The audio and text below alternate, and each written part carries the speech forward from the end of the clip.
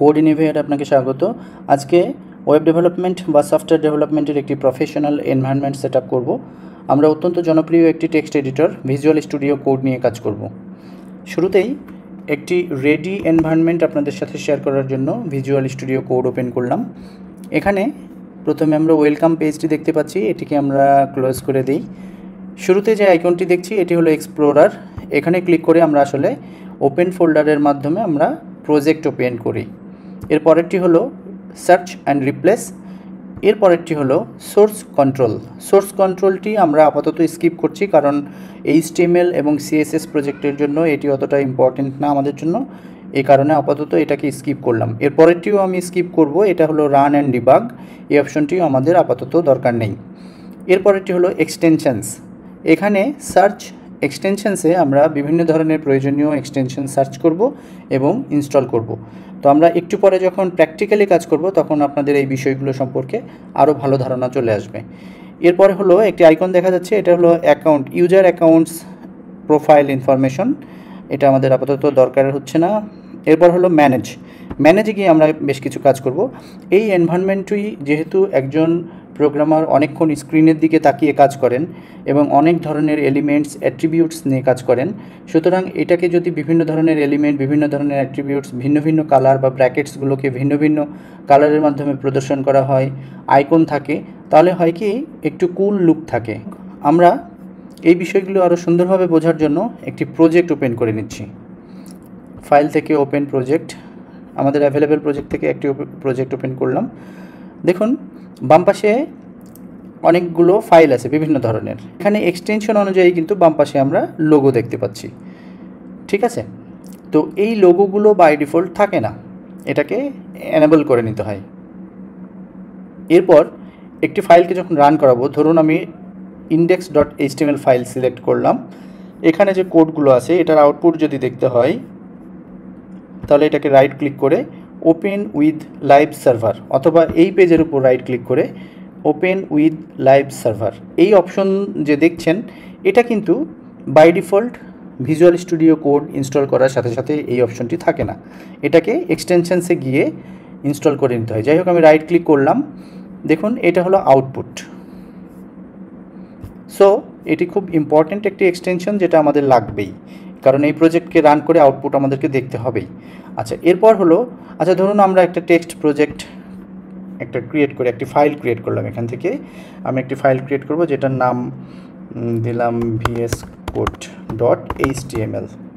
দেখুন HTML লেখার সাথে সাথে কিন্তু বাম পাশে HTML এর লোগো চলে আসছে। এটা যদি আমি JS লিখি জাভাস্ক্রিপ্ট, তাহলে জাভাস্ক্রিপ্টের লোগো আসছে।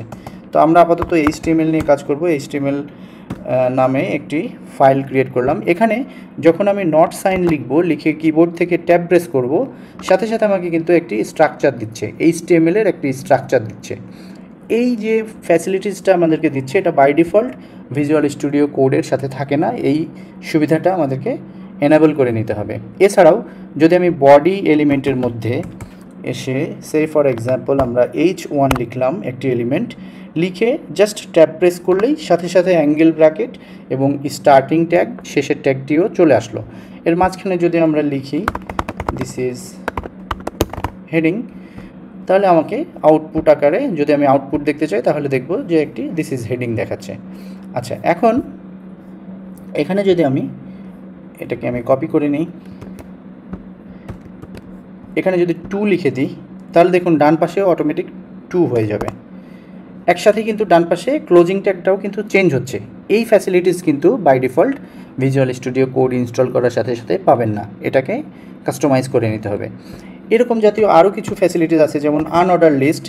UL লিখে যদি আমি স্টার সাইন দিই এবং এখানে 6 দিয়ে দিই বা 3 দিয়ে দিই বা 4 দিয়ে ট্যাব প্রেস করি, তাহলে কিন্তু যেই সংখ্যাটা আমরা লিখেছিলাম সেই পরিমাণ UL আমাদেরকে প্রোভাইড করলো। এছাড়াও যদি আমরা অন্য এক্সাম্পল দেখতে চাই, লাইক ডিভ নিলাম একটি, যার ক্লাস নেম দিলাম আমি টেস্ট ডিভ, তাহলে ক্লাস নেমটি আলাদাভাবে কিন্তু টাইপ করতে হবে না, এইটুকু লিখে আমি যদি ট্যাব দিয়ে দিই তাহলে কিন্তু ক্লাস টেস্ট ডিভ আকারে চলে আসলো। এরপর যদি আমরা জানি যে আইডি লাগে, আমাদের প্রয়োজন হয়, সেক্ষেত্রে ডিভ লিখে যদি আইডি দিতে হয় তাহলে আমাদের নাম্বার সাইন ইউজ করতে হবে। টেস্ট আইডি যদি লিখে দিই দিয়ে ট্যাব প্রেস করলে আমাদের আইডি আকারে চলে আসলো। এখন আমরা চলে যাই কিভাবে এটিকে ইনস্টল করব, ডাউনলোড করব এবং ইনস্টল করব। এরপর আমরা কাস্টমাইজেশনে চলে যাব। খুব সিম্পল, আমরা জাস্ট গুগল সার্চে গিয়ে ভিজুয়াল স্টুডিও কোড লিখলেই আমাদের লিঙ্ক চলে আসবে, ডাউনলোড ভিজুয়াল স্টুডিও কোড। এখানে আমি ক্লিক করলাম। আসলে code.visualstudio.com/download এই লিঙ্ক, এই অ্যাড্রেসে সরাসরি গেলেও আপনারা এই পেজটাই পাবেন। এখানে উইন্ডোজের জন্য ইনস্টলার আলাদা, এখানে আছে লিনাক্স অপারেটিং সিস্টেমের জন্য আলাদা ইনস্টলার এবং ম্যাক অপারেটিং সিস্টেমের জন্য আলাদা ইনস্টলার। অন্যান্য সাধারণ যে সফটওয়্যারগুলো আছে ঠিক একইভাবে আপনারা আপনাদের অপারেটিং সিস্টেমের ধরন অনুযায়ী ইনস্টল করে নেবেন। এরপর আমরা কাস্টমাইজেশনে চলে যাচ্ছি। ভিজুয়াল স্টুডিও কোড ইনস্টল করার পর এটি একটি ডিফল্ট স্ক্রিন আমরা দেখতে পাচ্ছি। আমরা রেডি এনভায়রনমেন্টের সাথে কম্পেয়ার করলে এটা খুব সাধারণ মনে হচ্ছে। যাই হোক, পার্থক্যটা ভালোভাবে বোঝার জন্য আমি ওই প্রজেক্টটি আবার ওপেন করছি। দেখুন বাম পাশে ফাইলস এক্সটেনশন অনুযায়ী লোগো দেখেছিলাম বা আইকন দেখেছিলাম, এটা এখন নেই। আবার এই প্রজেক্টকে রান করানোর জন্য আমরা রাইট ক্লিক করলে রান উইথ লাইভ সার্ভার সেটাও দেখছি না। এখানেও আমরা দেখতে পারি, এখানেও রান উইথ লাইভ সার্ভার অপশনসটি নেই। পাশাপাশি আমরা কোডের মধ্যে অনেক কালারফুল ভেরিয়েশনস দেখেছিলাম, বিশেষ করে এলিমেন্ট ট্যাগগুলোকে আলাদা আলাদাভাবে চেনা যেত, সেটাও দেখছি না। সো আমরা কুইকলি এনভায়রনমেন্টটা একটি প্রফেশনাল এনভায়রনমেন্ট কীভাবে সেট আপ করতে হয় চলুন দেখে নিই। শুরুতেই আমরা এক্সটেনশনস আইকনটির উপর ক্লিক করে সার্চ এক্সটেনশনসে গিয়ে আমরা লাইভ সার্ভারটাকে ইনস্টল করে নিচ্ছি। লাইভ সার্ভার ইনস্টল করতে দিলাম। পাশাপাশি আমি আরও কিছু কাজ করি, বিশেষ করে ট্যাগের বিভিন্ন ফ্যাসিলিটিস আমাদের দরকার হবে। তো ট্যাগ সার্চ করে ট্যাগের বিভিন্ন এক্সটেনশনসগুলো আমরা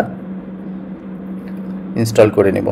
সরি, এখানে দেখুন অটো রিনেম ট্যাগ, এটা ইনস্টল করলাম। অটো ক্লোজ ট্যাগ ইনস্টল করলাম। হাইলাইট ম্যাচিং ট্যাগ এটাকে ইনস্টল করলাম। অটো কমপ্লিট ট্যাগ এটাকে ইনস্টল করলাম। ক্লোজ HTML বা XML ট্যাগ এটাকে ইনস্টল করলাম। HTML র্যাপার ট্যাগ এটাকে ইনস্টল করলাম। ট্যাগ ইনসার্টার আপাতত দরকার নেই, ওকে। বিআর ট্যাগটা ইনস্টল করলাম ব্রেকের জন্য। আপাতত কালার দ্য রিনেম ট্যাগ এটা নিচ্ছি। XML ইন ট্যাগ লেভেলস এটা নিচ্ছি। ওকে, ট্যাগের এই কয়েকটা এক্সটেনশনসই যথেষ্ট। আমরা এবার ফাইল আইকনটা একটু দেখে নিই। ফাইল আইকন সেট আপ করার জন্য কুইকলি আমরা ম্যাটেরিয়াল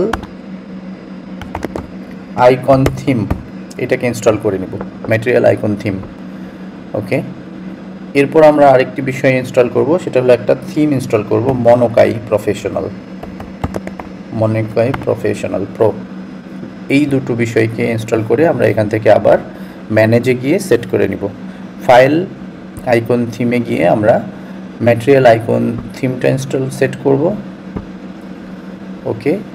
এরপর আমরা মনোকাই ক্লাসিক থিমটাকে সিলেক্ট করে নেব। চলুন যাই আমরা দেখি আমাদের, হ্যাঁ ঠিক আগের মতোই এখানে লোগোগুলো দেখতে পাচ্ছি, আইকনগুলো দেখতে পাচ্ছি। ইন্ডেক্স ফাইলের মধ্যে গেলে আমরা সব কিছুই কালারফুল এবং বিভিন্ন ট্যাগ বিভিন্ন রকম কালারে দেখছি। যেমন হেডিং ট্যাগটিকে আলাদাভাবে দেখাচ্ছে, প্যারাগ্রাফ ট্যাগকে আলাদাভাবে দেখাচ্ছে, ক্লাস নেমগুলো আলাদা কালারে দেখছি। আচ্ছা, একটু টেস্ট করার জন্য আমরা কুইকলি এখানে যাই। আমরা প্রথমে দেখেছিলাম যে UL, আচ্ছা ওকে, H1 লিখলাম, দিস ইজ হেডিং। এখানে যদি আমি চেঞ্জ করি, ওকে ডান পাশে চেঞ্জ হচ্ছে, গুড।